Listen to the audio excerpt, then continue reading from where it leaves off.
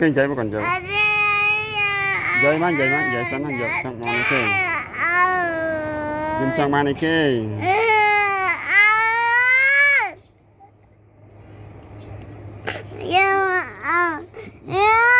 giờ kê dậy mà còn dậy kê hả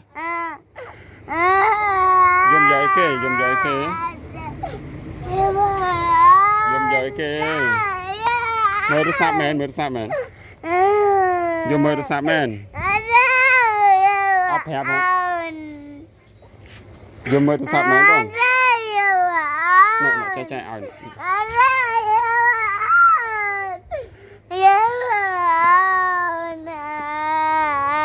mà dùm dậy cái mà con nào dùm dậy cái hẹp mà áp hẹp không ôm mơ này đây chạy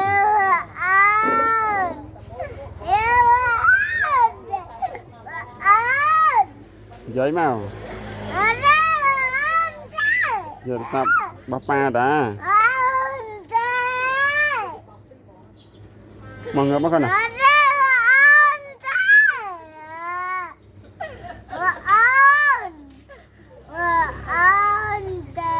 nó mà on ri là dùm mình nè on ri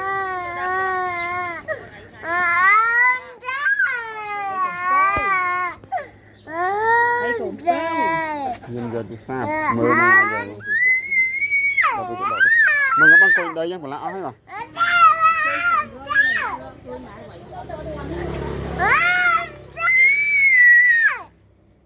các bạn chúng ta ở như vậy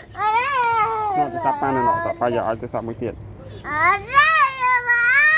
bây giờ sắp mà anh mơ rồi ông đi ăn một phá rồi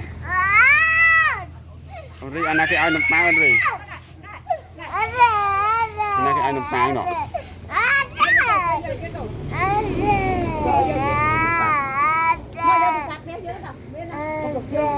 mình bơi mình ta lộ mới mà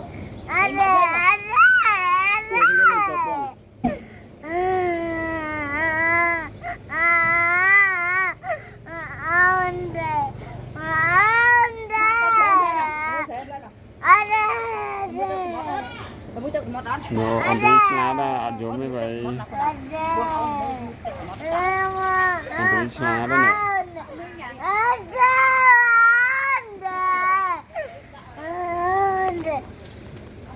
mọi người mới còn nào nhỉ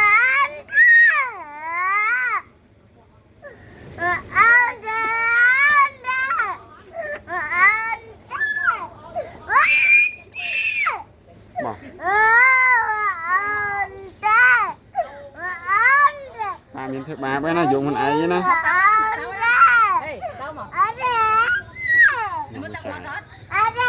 chào con á đó này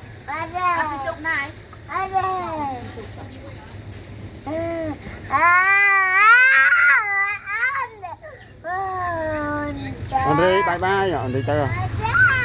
on đi tới xe rồi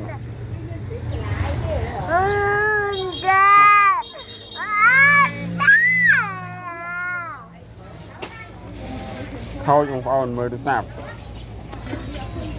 thôi đây con mới được đâu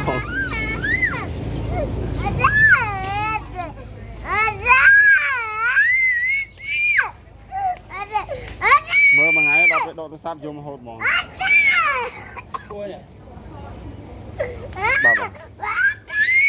ôi bà chưa ta bà ai mới bằng cơ mà ngập nó bây giờ sắp ai nó mơ sắp nó về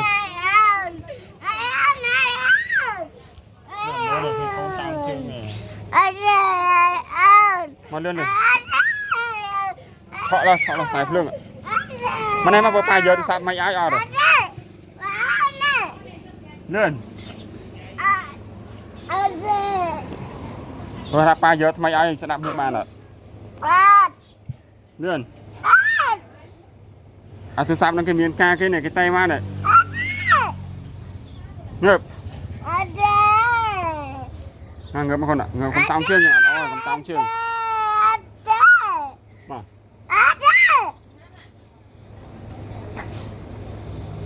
ngọt trèo nó chơi nụ trên nó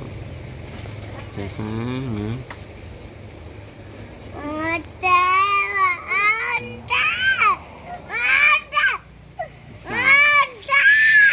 Rồi, mang nó.